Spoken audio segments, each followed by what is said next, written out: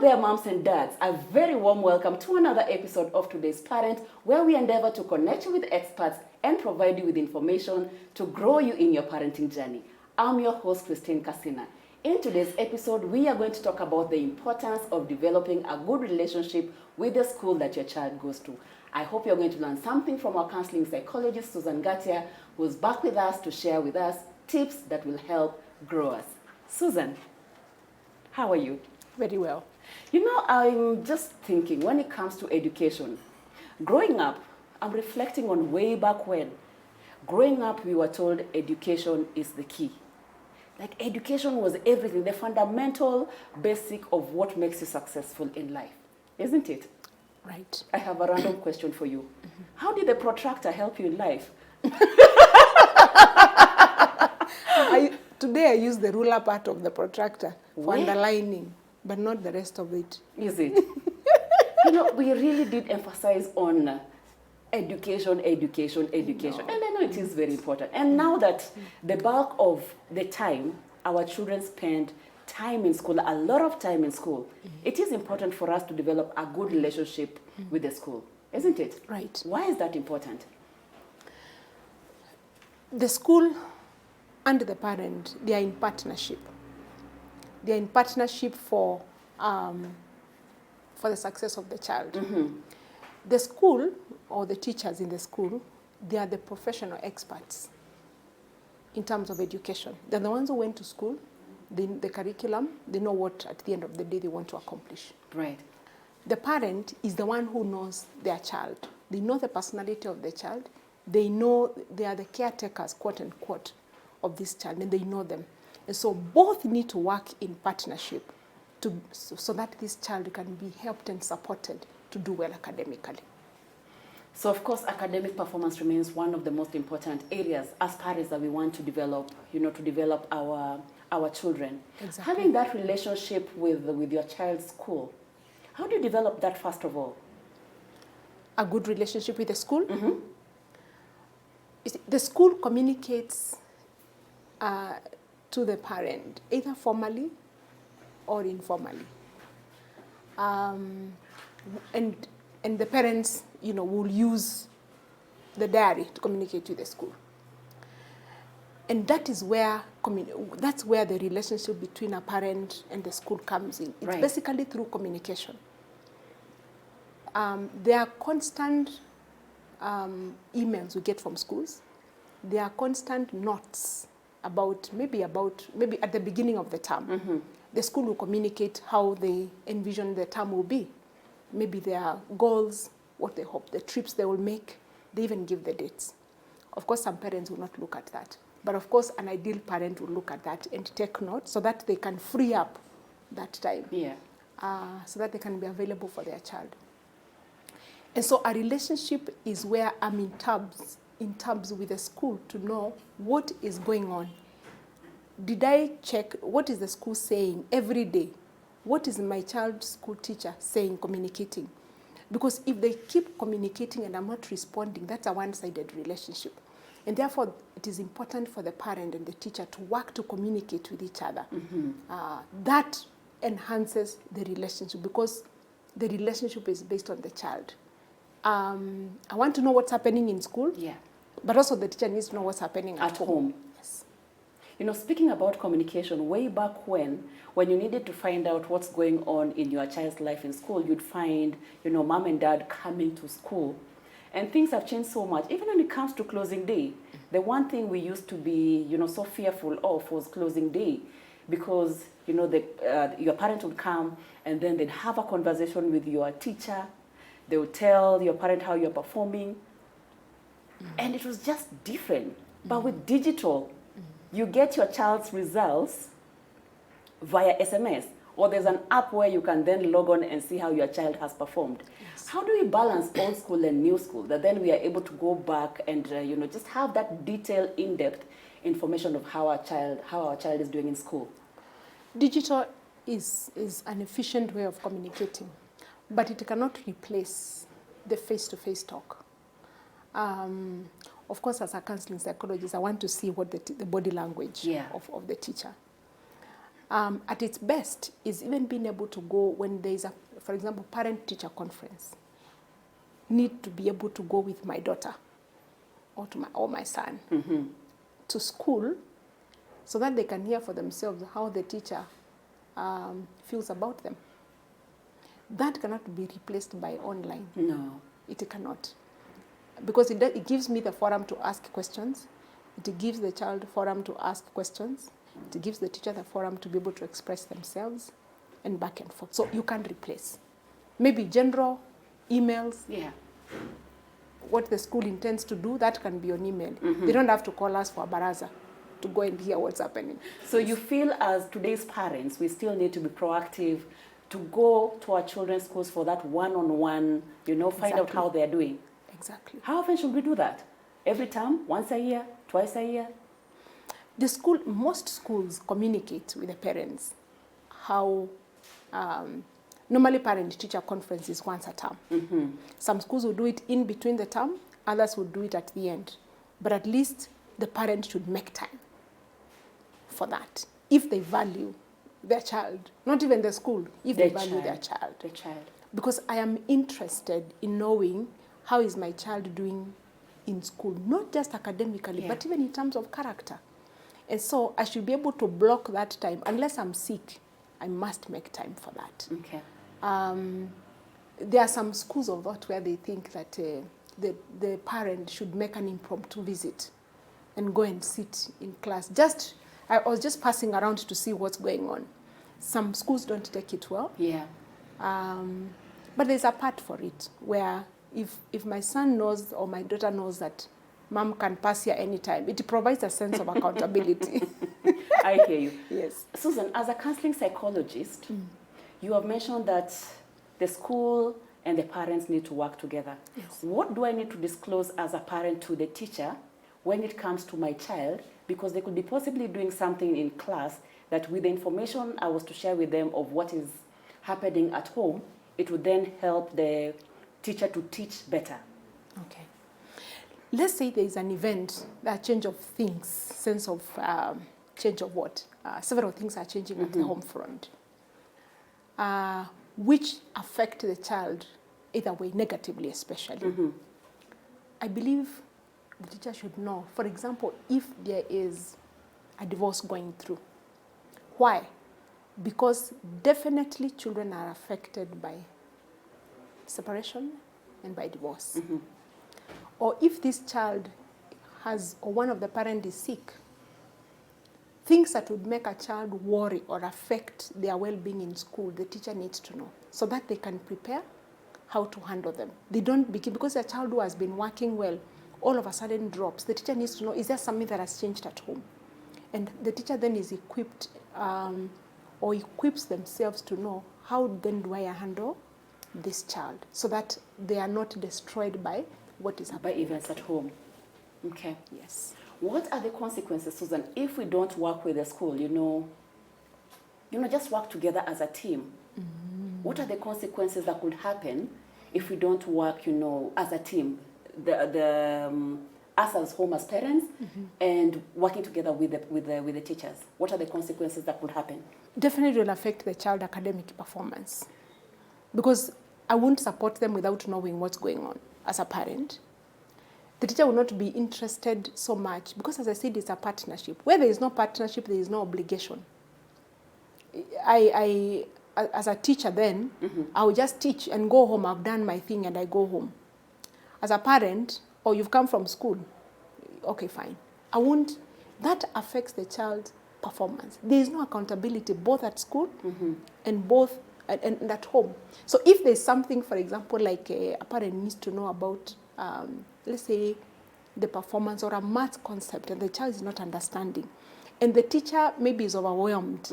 As a parent, I need to see, my son or my daughter has gone very slowly in this area. Can I supplement? In the absence of that, they don't catch up. They continue to go down.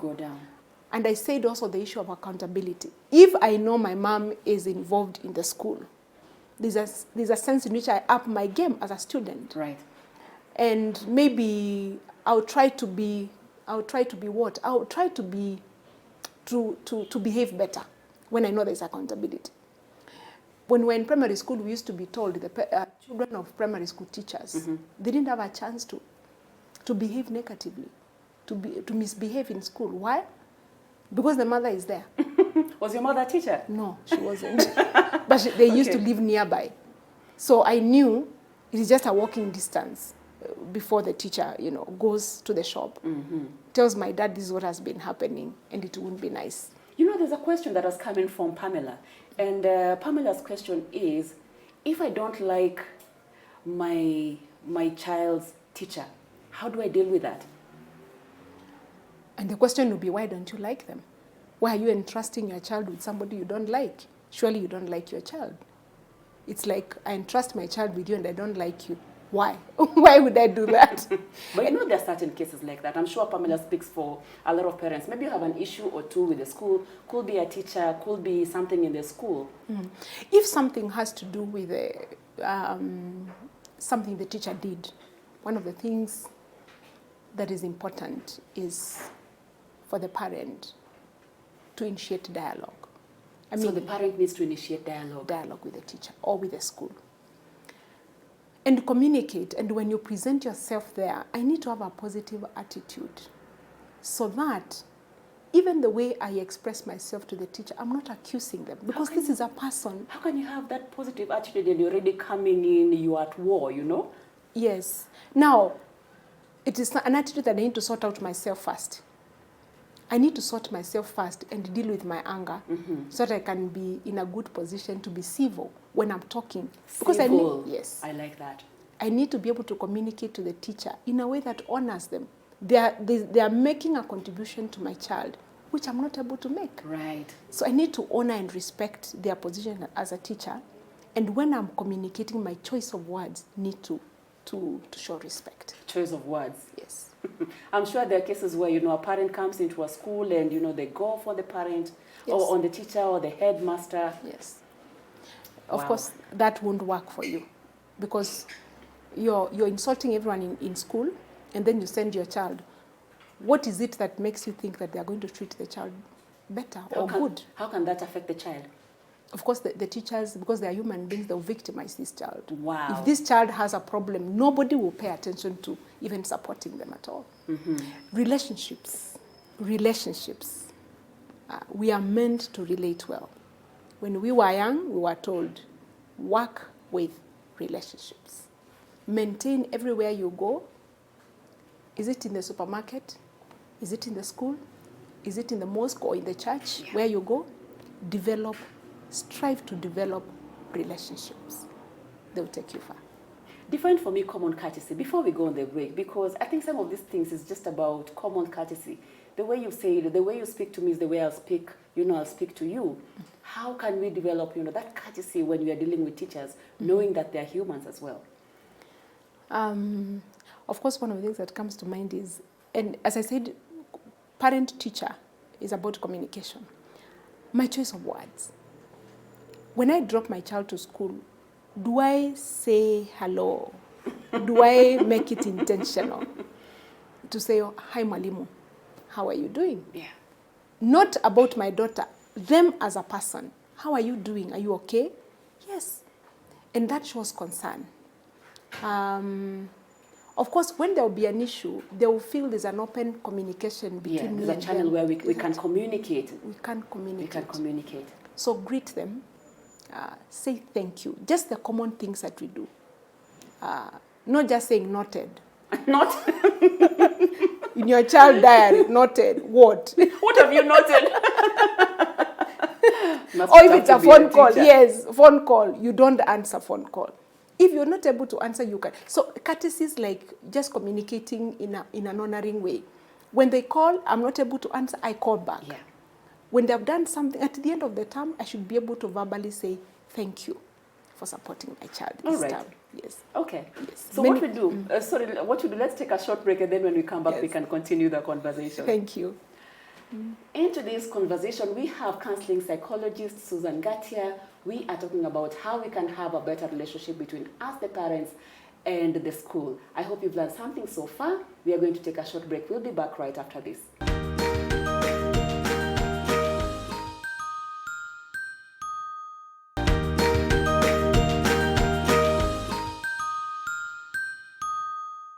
We are back from the break. Welcome back to today's episode of Today's Parent, where we are talking about how we can enhance the relationship between us and the school when it comes to matters education. Susan, you are our special guest for today. And as a counseling psychologist, I'm just wondering, when it comes to matters discipline, because a lot of parents, even when we were young, we remember the days when our mom or our dad was called to school that we've done something. When such a situation happens, because we feel as parents we know our child, how do you handle such a situation? You've been called, we suspect your child has been part of the group that started the strike, or they're doing A, B, C, D, E. How do you handle that as a parent? Thank you for that question. When I am taking my child to school, from the best, in an ideal situation, I'm keeping close tabs with the child. I know them, I know what their weak areas, I know their character. There are certain things that I can be told my child did, and I'll be like, really? Is it for real? Yeah. But there are things that I can be told by the teacher, and I'm like, I think it could be true. But it is important to establish facts. Establish the facts. Yes. I'll go with my daughter to school and establish the facts with the teacher. Find out exactly what happened. But that is after I've already talked to my daughter at home, and maybe they've owned up. I've told them about the consequences, that are fitting to that offense. Once we do the work at home with my daughter, then we can go to school, because the school is part of our community. And because I'm raising them up for the wider community. And if indeed she was caught in an offense or doing something wrong, she needs to face the consequences of the school. If it is not, then I need to find a mechanism to communicate to the school that actually my child may be innocent, but not negatively, where I announce and say and start insulting and go to the media and say this school is useless, this school is victimizing children. That is inappropriate and not necessary at all. Susan, how about victimization? How do you handle when your child comes to you and they tell you, listen, mom, listen, dad, I know you came to school and this is the story that you are told, but you know me and you know me very, very well. I am not what they tell you that I am. Because in high school, a lot of us growing up, in high school, a lot of names were thrown around. And to the extent that somebody calls you, you're a witch or whatever it is, because maybe you look different, or somebody just wants to be a bully. And then there's always a way a story can become a reality, even when it's not. And you, the person who is in that situation, know the truth. You know the truth. But nobody believes you. The school doesn't believe you. Your parents don't believe you. You feel like the victim here. You're telling your parent that you're being victimized. How can a parent handle a situation like that? Unfortunately, life is like that, Christy. There's so many people, I guess, I don't have the facts, who are in prison today. But they're innocent. There are many times we've been arrested on the road. And you're innocent. You're innocent. That's just how life is. And sometimes, and I need to tell my child to prepare them for an unjust world and unfair world. But at my best, I want to defend my child. I want to stand with them. I don't want my child to be victimized in school. And because they went to school to learn and to be developed, not to be injured. Because again, when children are injured when they are young, it affects their growing up. Absolutely. You remember today, if you remember something, you can remember things that your teacher did or names that they called you. And sometimes they affect you. Maybe your teacher said, my teacher said when you were growing up, you are too short. So it affects my self-esteem today. I don't want to allow that. We need to operate with the teacher within the limits. Take care of my child when you're in school. Don't victimize them. Let me know when there's a problem. I'll deal with it at home. Okay. But don't injure them. Don't destroy their future. We've talked about discipline. How about we move to a situation where your child comes home and tells you that I am being bullied in school? How do you handle a bullying situation? As a parent, I think it's good again to, I feel as if I'm repeating myself, but establish the facts. Establish the facts. when you say bullying, what exactly are you talking about? Right. If the child, you can see sometimes bullying is so physical. You can see somebody has been beaten, that there is evidence, or somebody has been called names. Maybe one day you can let it pass. But when a child begins to be affected emotionally, and you can see it's affecting, they are no longer playing, they come home, they don't want to do homework. So it means there's a problem that at school. And then you come to your senses and remember, my child had said that they're being bullied. I need to take action as a parent. I mean, if you hear I'm being beaten at my place of work and I'm living with you, surely the most appropriate thing to do for you out of concern is to find out. Absolutely. Is that what's going on at school, at work? And so I think as a parent, you should take action and go to school and find out, if it becomes the school is not listening, I think you're at liberty to transfer your child to another school. Right. Yes. Speaking of, you did mention about parent-teacher conferences, could happen in the course of the term. Yeah.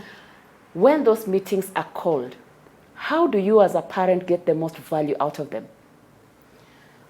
If I've been keeping in touch with the school all through from day one up to the time of the conference is not a surprise. Because I know, for example, how much schoolwork my child has done. I know their weak points. I'm not waiting to be told by the teacher, so I'm not waiting to be surprised.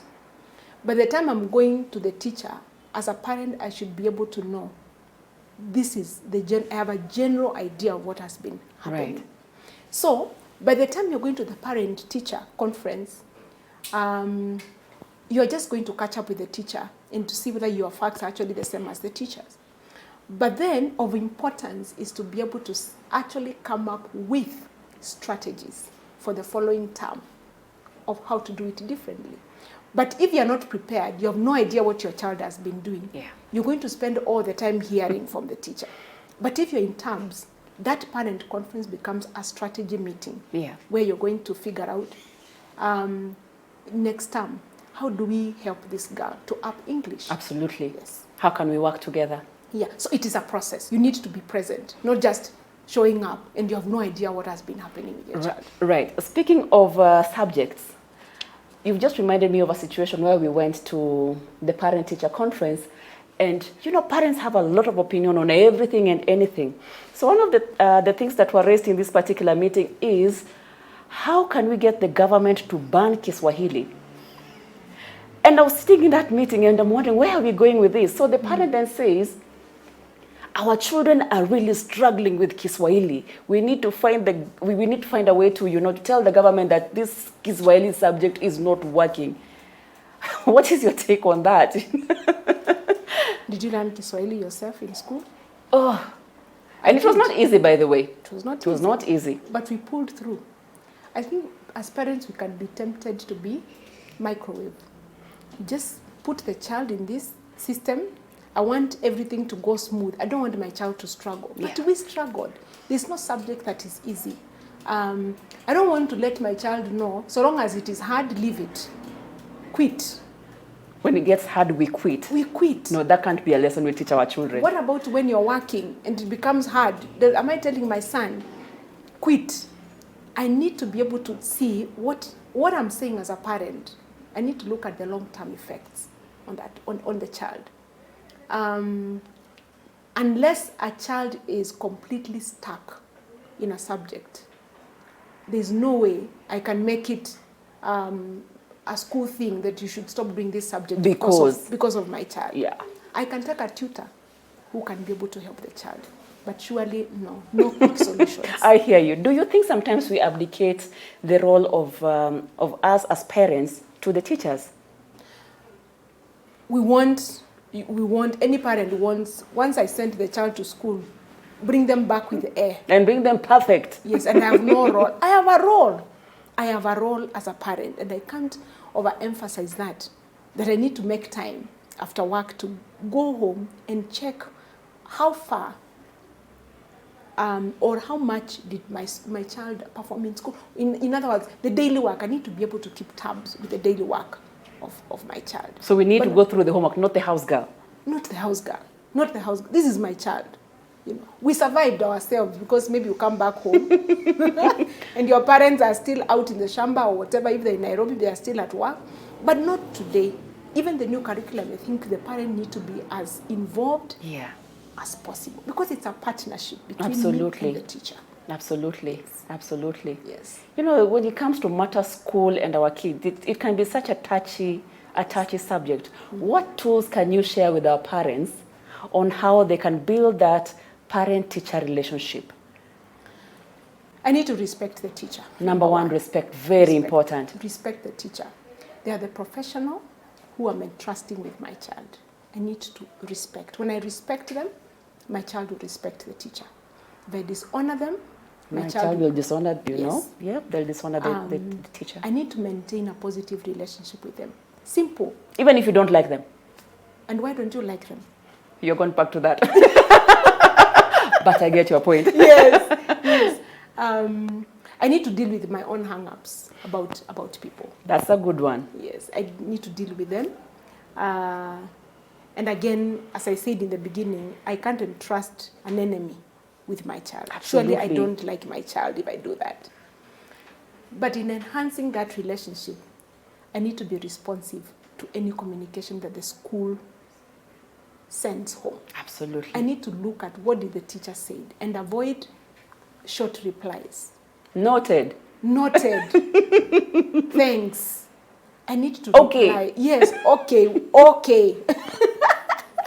I need to be responsive.